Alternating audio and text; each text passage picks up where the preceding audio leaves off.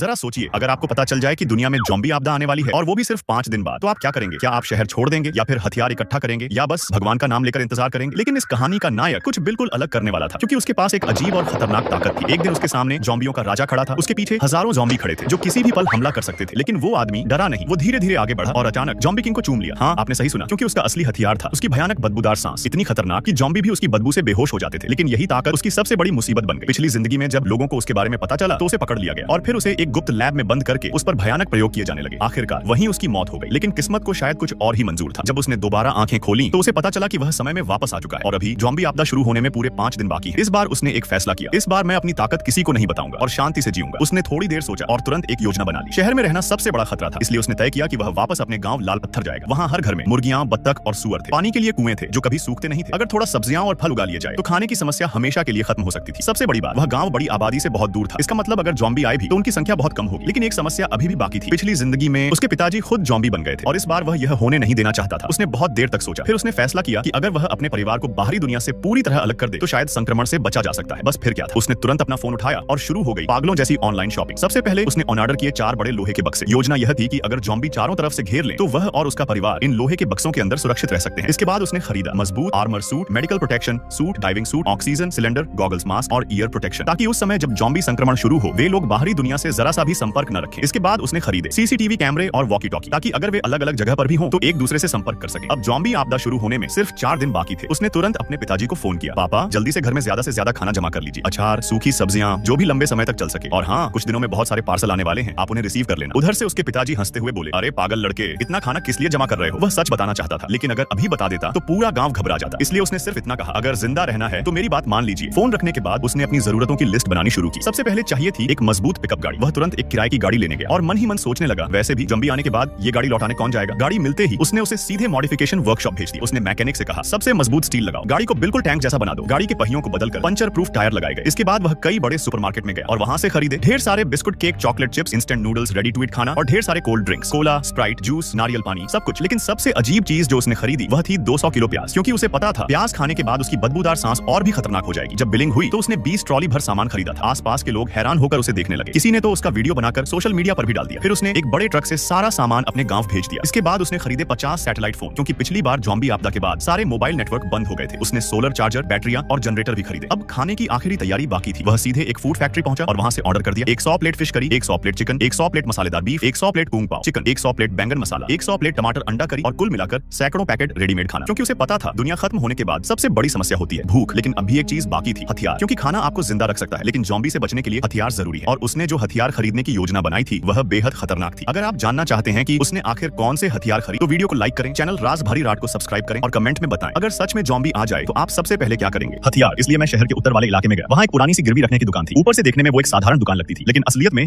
वहाँ एक ऐसा गिरोह काम करता था जो हर तरह की गैर कानूनी चीज खरीदता और बेचता था। बताइए आपको क्या चाहिए? मैंने सीधे कहा, मुझे आत्मरक्षा के हथियार चाहिए। दुकानदार हल्का सा मुस्कुराया और बोला, अगर पैसे पूरे दिए तो यहाँ सब मिल जाएगा। फिर उसने धीरे से कहा, जो चाहिए साफ साफ बताओ। बस फिर क्या था, मैंने एक एक करके उन सारी चीजों के नाम गिनाने शुरू कर दिए जो आने वाले प्रलय में काम आने वाली थी। लौ डंडे, कांटेदार गदा, क्रॉसबो और तीर, ट्रैप और माइंस। इतना ही नहीं, मैंने दर्जनों असली हथियार भी खरीद लिए। दुकानदार मुझे देखकर हैरान था। शायद उसे लग रहा था कि मैं कोई पागल आदमी हूं, लेकिन उसे क्या पता यहाँ पूरी तरह बदलने वाली है। इसके बाद मैंने इंटरनेट से भी कुछ जरूरी किताबें ऑर्डर की, जैसे सर्वाइवल गाइड, खेती करने की किताबें, पशुपालन की किताबें और रसायन विज्ञान की जानकारी की। मेरे पास एक भी रुपया नहीं बचा। मेरी 20 साल की पूरी जमा पूंजी खत्म हो चुकी थी। लेकिन मैं यही नहीं रुका। मैंने कई क्रेडिट कार्ड बनवाए, जहां जहां से पैसे मिल सकते थे सब जगह से उधार लिया। किसी तरह जोड़ जोड़कर मैंने लगभग 2 करोड़ रुपए का इंतजाम कर लिया और फिर शुरू हो गई एक और पागलपन भरी तैयारी। क्योंकि मेरा गांव शहर से काफी दूर था, इसलिए मुझे शहर की हर गतिविधि पर नजर रखनी थी। मैंने दर्जनों सीसीटीवी कैमरे और मॉनिटर खरीदे, उन्हें लगाने की योजना बनाई, घर की खिड़कियों के बाहर, गली के मोड़ पर, मुख्य सड़क पर, ताकि जब भी ज़ॉम्बी शहर में फैले मैं अपने गांव में बैठकर ही उनकी हर हरकत देख सकूं। जब पैसे धीरे धीरे सामान में बदलने लगे तब जाकर मुझे थोड़ी राहत महसूस हुई। इसके बाद मैंने उसी दिन अपने गांव के लिए फ्लाइट टिकट बुक कर ली, क्योंकि अब मेरा अगला लक्ष्य था अपने घर को एक अजय किले में बदलना। जब मैं घर पहुंचा तो मेरे पिताजी और मेरी छोटी बहन मुझे देखकर बहुत खुश हुए, लेकिन उनके चेहरे पर काफी सवाल भी थे। पिताजी बोले, बेटा क्या कोई बड़ी बात होने वाली है? पिछले 2 दिनों से घर पर इतने सारे पार्सल क्यों आ रहे हैं? मेरी बहन भी बोली, भैया इतना सामान तो समझ में आता है, लेकिन ये 4 बड़े लोहे के बक्से क्यों लाए हो और ये मॉडिफाइड गाड़ी? तुम आखिर करना क्या चाहते हो? अब सच छुपाना मुश्किल था। मैंने गहरी सांस ली और कहा, अब जो मैं बताने जा रहा हूँ उससे डरना मत। परसों पूरी दुनिया में ज़ॉम्बी वायरस फैलने वाला है। ज्यादातर इंसान भयानक ज़ॉम्बी बन जाएंगे। तब शहर हो या गांव, सड़कों पर इंसान नहीं सिर्फ खूंखार ज़ॉम्बी नजर आएंगे। मेरी बहन घबरा कर बोली, ज़ॉम्बी मतलब फिल्मों वाले? मैंने सिर हिलाया, हाँ वही जो इंसानों को देखते ही काटने दौड़ते हैं। मैंने आगे कहा,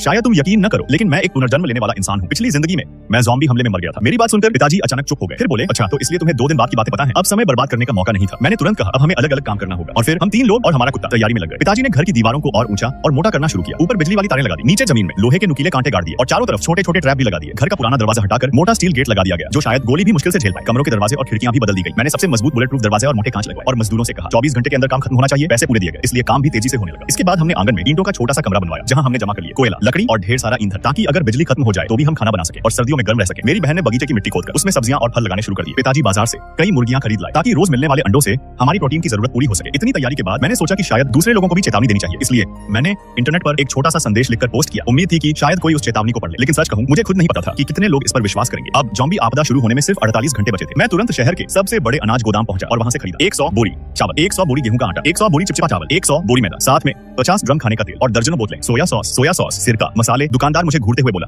भाई तुम्हारे घर में कितने लोग हैं? इतना खाना क्या सच में खा पाओगे? और केवल मैंने शांत होकर जवाब दिया, उसकी चिंता आपको करने की जरूरत नहीं है, मैं पैसे दे रहा हूं, बस आप जल्दी से सब पैक करवा दीजिए। और ध्यान रहे ये सारा सामान सूरज डूबने से पहले मेरे घर पहुंच जाना चाहिए। ज़ॉम्बी वायरस फैलने ही वाला था, लेकिन अजीब बात यह थी कि घर का माहौल घबराहट से ज्यादा अजीब तरह की तैयारी से भरा हुआ था। मैं आराम से बैठकर प्याज खा रहा था। पिताजी बोले, बेटा जल्दी खा ले, मैं अभी 2 ट्रॉली और प्याज मंगवा कर आया हूं। मैंने हंसते हुए कहा, ठीक है पापा, मैं कोशिश करता हूं कि आज 2 किलो और खा लूं। मेरी बहन तुरंत बोली, भैया मैं सामान बांटने जा रही हूं। अब ज़ॉम्बी वायरस फैलने में सिर्फ 38 घंटे बचे थे। पिताजी जल्दी जल्दी गाड़ी लेकर सीधे सुपरमार्केट पहुंच गए और वहां से उन्होंने खरीद लिया 30 बॉक्स टिश्यू पेपर, 20 बॉक्स महिलाओं के जरूरी सामान, 20 सेट शैम्पू, साबुन और वॉशिंग पाउडर। साथ ही ये कहना चाहते हैं कि 15 बॉक्स गर्म पानी की बोतलें, 15 बॉक्स हीट पैड और हर मौसम के लिए कपड़े, घर में पहनने वाले कपड़े, अंडरवियर, गर्म जैकेट, हर इंसान के लिए लगभग 100 जोड़ी कपड़े। इसके बाद मैं सीधे फ्रोजन फूड मार्केट पहुंच गया और वहां से खरीदे 50 बॉक्स फ्रोजन मोमो और डम्पलिंग, 50 बॉक्स फ्रोजन मिठाई और फिर 100 box frozen beef roll, 100 box mutton roll, 100 box chicken roll. इसके अलावा 100 kilo frozen chicken leg, 100 kilo chicken breast, 100 kilo chicken wings. किसी को शक न हो इसलिए मैंने ये सामान अलग अलग मार्केट से खरीदा। अंत में मैंने और भी मंगवाया 200 kilo pork, 200 kilo beef, 200 kilo mutton, क्योंकि मुझे पता था जितना ज्यादा सामान होगा उतनी ज्यादा सुरक्षा महसूस होगी। इतना सामान देखकर पिताजी बोले, बेटा अब तो घर में जगह ही नहीं बची, क्यों ना हम तहखाना साफ कर लें, वहां ठंडा भी रहता है और सामान भी आसानी से रखा जा सकता है। मैंने तुरंत कहा, ये आइडिया बहुत अच्छा है, चलो जल्दी काम शुरू करते हैं। अब हमारे पास ज्यादा समय नहीं था। सुबह के कई घंटे पूरा परिवार लगातार सामान उठाकर तहखाने में रखता रहा। पिताजी ने मजदूरों को बुलाकर तहखाने में वाटर प्रूफिंग भी करवाई। इधर मैंने जो चेतावनी वाला मैसेज इंटरनेट पर डाला था उसे पोस्ट किए 24 घंटे हो चुके थे, लेकिन परिणाम निराशाजनक था। मैं चाहता था कि लोग सावधान हो जाए, लेकिन नीचे के कमेंट्स में लोग सिर्फ मेरा मजाक उड़ा रहे थे। कोई कह रहा था ये पागल हो गया है, कोई लिख रहा था फिल्में ज्यादा देख ली है। मैंने फोन बंद किया और उनकी बातों को नजरअंदाज कर दिया। इसके बजाय मैं कंप्यूटर पर बैठ गया और पिछले कई सालों की सबसे मशहूर फिल्में, टीवी सीरीज और गेम्स डाउनलोड करने लगा, क्योंकि मुझे पता था एंड ऑफ द वर्ल्ड में मानसिक सहारा भी बहुत जरूरी होता है। लगभग 12 घंटे की लगातार मेहनत के बाद तहखाना पूरी तरह तैयार हो गया। उसका प्रवेश रास्ता गोदाम के अंदर छिपा हुआ था। अगर सामने रखे सामान को हटाकर फर्श की लकड़ी हटाई जाए तो नीचे जाने वाली सीढ़ियां दिखाई देती थी। तहखाने का दरवाजा भी मोटे बुलेट प्रूफ स्टील का बना था। अंदर कई कमरे बनाए गए थे, हर कमरे में वेंटिलेशन पाइप, जनरेटर और दीवारों पर साउंड प्रूफ फोम लगाया गया था ताकि जनरेटर की आवाज बाहर तक न जाए, क्योंकि आवाज ज़ॉम्बियों को आकर्षित कर सकती थी। जब सारा सामान रख दिया गया तब तक ज़ॉम्बी वायरस फैलने में सिर्फ 1 घंटा बाकी था। मेरे दिमाग में अचानक एक खतरनाक विचार आया, अगर वायरस फैला तो संभव है कि पिताजी, मेरी बहन और यहाँ तक कि हमारा कुत्ता काला भी ज़ॉम्बी बन जाए। पिताजी ने गंभीर आवाज में कहा, बेटा हमें बांध दो, अगर हम ज़ॉम्बी बन जाएं तो जरा भी दया मत करना, सीधे खत्म कर देना। मैं कुछ पल चुप रहा, फिर बोला, ठीक है, लेकिन आपको थोड़ा दर्द सहना पड़ेगा। और फिर मैंने एक एक करके पिताजी, बहन और कुत्ते को बांध दिया। दुनिया का अंत अब बस शुरू होने ही वाला था। कुछ समय बाद एक चौंकाने वाली घटना हुई। हमारा कुत्ता काला अचानक ज़ॉम्बी डॉग बन गया, लेकिन उसने हम पर हमला नहीं किया। मैं हैरान होकर बोला, ये क्या हो रहा है? पिताजी बोले, क्या ऐसा हो सकता है कि इस वायरस का कुत्तों पर असर न हो? मेरी बहन बोली, या शायद काला के शरीर में इस वायरस के खिलाफ कोई खास जीन हो। मैंने सोचा संभव है, लेकिन वो तो एक साधारण देसी कुत्ता है।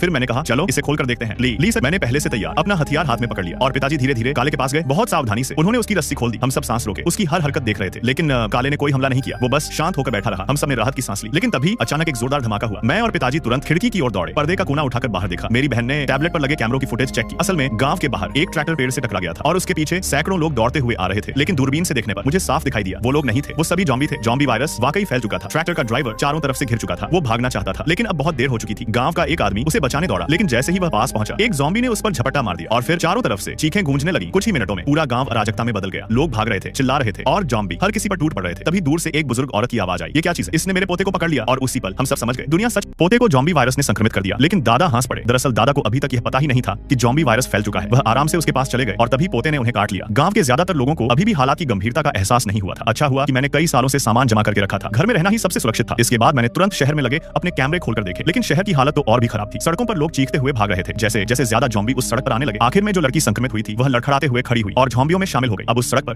कोई जिंदा इंसान नहीं बचा था। अच्छा हुआ कि हम गांव में छिपे हुए थे। हालांकि यहाँ भी कुछ ज़ॉम्बी थे, लेकिन शहर जितने नहीं थे। और सबसे अच्छी बात यह थी कि मेरा बड़ा भाई अर्जुन पुनर्जन्म लेने वाला था। उसे पहले से सब कुछ पता था, इसलिए हमने पहले ही तैयारी कर ली थी। नहीं तो हम भी इस आपदा में फंस जाते। रात को किसी का भी खाने का मन नहीं था। हम 4 लोगों के परिवार ने सिर्फ कुछ दर्जन बाल्टियां इंस्टेंट नूडल्स ही खाई। फिर मैंने सबको ज़ॉम्बियों के बारे में कुछ जरूरी बातें बताई। ज़ॉम्बियों की सुनने की शक्ति बहुत तेज होती है। हमने टीवी में जो देखा है उससे भी ज्यादा, और उन्हें खून की गंध बहुत जल्दी महसूस हो जाती है। अगर किसी के शरीर पर घाव हो तो उसे तुरंत पट्टी से ढक लेना चाहिए। लेकिन ज़ॉम्बियों की एक कमजोरी भी होती है, उनका सिर उनका सबसे कमजोर हिस्सा होता है। और एक बहुत महत्वपूर्ण बात, इस प्रलय के समय कभी भी जरूरत से ज्यादा दयालु मत बनना। हम सिर्फ खुद को बचा सकते हैं, दूसरों को नहीं। अगर तुम में से कोई भी किसी अजनबी के लिए दरवाजा खोलेगा या उसे खाना देगा तो मैं बिना दया किए उसे घर से बाहर फेंक दूंगा। ये सब समझाने के बाद हम सब सो गए, लेकिन बाहर से कभी कभी ज़ॉम्बियों की डरावनी चीखें सुनाई देती रहती थी। कभी कभी भूखे गांव वाले खाना ढूंढने के लिए बाहर निकलते, लेकिन ज्यादातर ज़ॉम्बियों का शिकार बन जाते। ऐसे ही 2.5 दिन बीत गए। धीरे धीरे हम अपने डर और उदासी से बाहर आने लगे। मेरी बहन पूजा ने टीवी चालू किया। अब सिर्फ न्यूज चैनल ही चल रहा था। बाकी सभी चैनलों पर सिर्फ सफेद काली बर्फ जैसी स्क्रीन थी। तनाव कम करने के लिए मैंने अपना पुराना हार्ड ड्राइव निकाला और पापा महेश को उनकी पसंद की पढ़ाई वाली वीडियो वीडियो दिखाने लगा। इसी दौरान गांव के व्हाट्सएप ग्रुप में लगातार मैसेज आने लगे। कई बचे हुए गांव वाले शिकायत कर रहे थे, कोई मदद करो, मेरी पत्नी का व्यवहार बहुत अजीब हो गया है, मैंने उसे पिंजरे में बंद कर दिया है। एक आदमी ने जवाब दिया, उसके पास मत जाना, उसे उसके हाल पर छोड़ दो। अब पुलिस स्टेशन का फोन भी नहीं लग रहा, कोई हमारी मदद नहीं करेगा। कोई थोड़ा खाना दे सकता है क्या? हमारे घर में कुछ भी नहीं बचा। मेरे घर के दरवाजे को ज़ॉम्बी तोड़ने की कोशिश कर रहे हैं, वे किसी भी समय अंदर घुस सकते हैं। जल्दी किसी सुरक्षित जगह पर छिप जाओ और कोशिश करो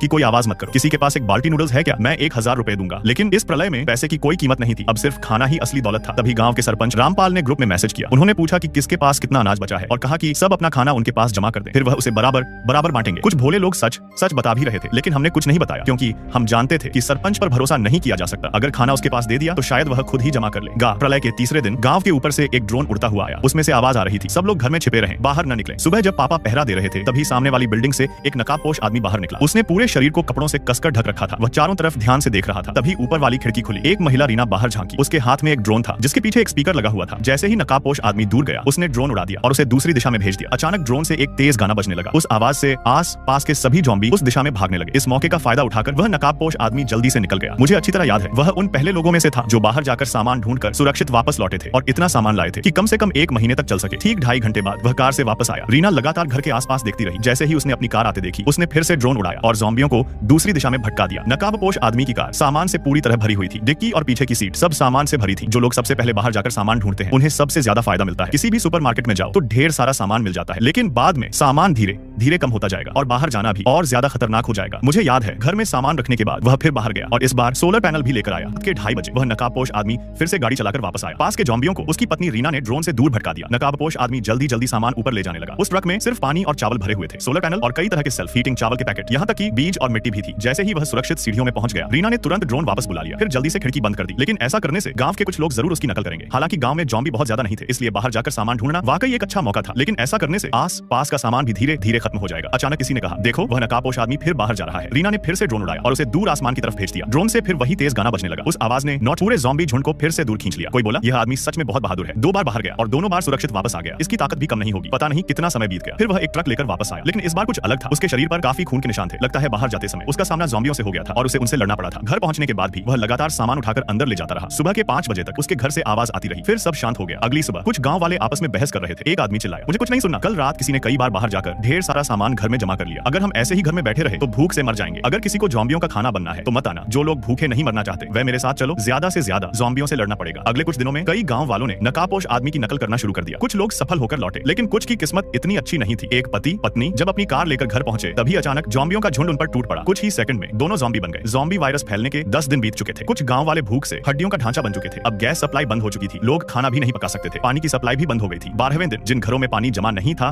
उनके पास पीने के लिए भी पानी नहीं बचा। 14वें दिन आसमान में पहली बार एक हेलीकॉप्टर की आवाज सुनाई दी। उस आवाज ने नॉट निराश लोगों के दिल में उम्मीद जगा दी। लेकिन हेलीकॉप्टर सिर्फ 2.5 मिनट तक गांव के ऊपर मंडराता रहा और फिर उड़ गया। उस शाम मेरा कुत्ता शेरू अचानक कमरे में आया और मुझे जगा दिया। मैं उसके साथ खिड़की तक गया। सामने वाली बिल्डिंग में एक औरत रो रही थी। जैसा मैंने सोचा था, उसकी आवाज से कई ज़ॉम्बी वहां जमा होने लगे। किसी ने गुस्से में कहा, क्या यह औरत पागल हो गई है? अगर मरना है तो हमें क्यों साथ में मरवा रही है? तभी किसी ने चिल्लाकर कहा, अरे नीचे देखो, बहुत सारे ज़ॉम्बी इकट्ठा हो रहे हैं। औरत लगातार रोती रही। उसके घर के बाहर ज़ॉम्बी पागलों की तरह दरवाजा पीटने लगे। कुछ लोगों ने चिल्लाकर कहा, चुप हो जाओ, लेकिन उसका रोना बंद नहीं हुआ। वह चिल्लाई, मैं अब और सहन नहीं कर सकती। न खाने को कुछ है, न पीने को पानी, बिजली भी चली गई है। मैंने जिंदगी में कभी इतनी निराशा महसूस नहीं की। तभी मेरे पिता महेश बोले, बेटा क्यों न हम उसे थोड़ा खाना दे दें, वह बहुत बेचारी लग रही है। यह सुनते ही मैं तुरंत उनके पास गया और उन्हें जोर से डांट दिया। मैंने कहा, इस बार सिर्फ समझा रहा हूँ, अगली बार ऐसा सोचा भी तो सीधे घर से बाहर निकाल दूंगा। इस हालात में जरा सी भी दया हमारी मौत का कारण बन सकती है। औरत की आवाज से और भी ज़ॉम्बी इकट्ठा हो गए। वे बेचैन होकर उसके दरवाजे को टक्कर मारने लगे। किसी ने कहा, अगर उसका दरवाजा टूट गया तो कोई बात नहीं, लेकिन अगर इतने सारे ज़ॉम्बी यहीं जमा रहे तो हम सबके लिए खतरा बन जाएगा। औरत ने नीचे देखा, शायद उसे अपना अंत समझ आ गया था। उसने आंखें बंद की और अचानक ज़ॉम्बियों के झुंड में कूद गई। एक जोरदार आवाज हुई और पूरा गांव मौत जैसी खामोशी में डूब गया। लोग अपनी सीमा पर पहुंच चुके थे। बिना खाना और पानी के इतने दिन टिके रहना पहले ही बहुत बड़ी बात थी। अब शायद और भी लोग ऐसा ही कदम उठाएंगे। सच कहूं, मेरे दिल में भी भारीपन था। मैं बिस्तर पर लेटा रहा, लेकिन नींद नहीं आ रही थी। घर में खाना पहाड़ जितना जमा था, फिर भी मैं उसे किसी के साथ बांटना नहीं चाहता था। इस प्रलय में अगर इंसान थोड़ा निर्दयी नहीं बनेगा तो खुद भी ज्यादा दिन नहीं जी पाएगा। मैं बस यही उम्मीद कर रहा था कि मेरा फैसला सही हो। यह सोचते सोचते मुझे धीरे धीरे नींद आ गई। सुबह की हल्की रोशनी ही हुई थी कि बाहर अचानक एक तेज आवाज सुनाई दी। मैं झटके से बिस्तर से उठ बैठा। दिल जोर जोर से धड़कने लगा। ओह नहीं, यह गोलियों की आवाज थी। अगर ज़ॉम्बी आपके पीछे पड़ जाए तो आप क्या करोगे? भागोगे, छिपोगे या उसे मैगी खिलाकर दोस्त बना लोगे? कमेंट में जरूर लिखो। और अगर आपको ऐसी डरावनी लेकिन मजेदार कहानियां पसंद हैं तो हमारे YouTube चैनल राज भरी रात को अभी सब्सक्राइब करें, वीडियो को लाइक करें और अपने दोस्तों के साथ शेयर भी करें। और हाँ, अगर आप पार्ट 2 देखना चाहते हैं तो कमेंट में पार्ट 2 जरूर लिखना मत भूलना।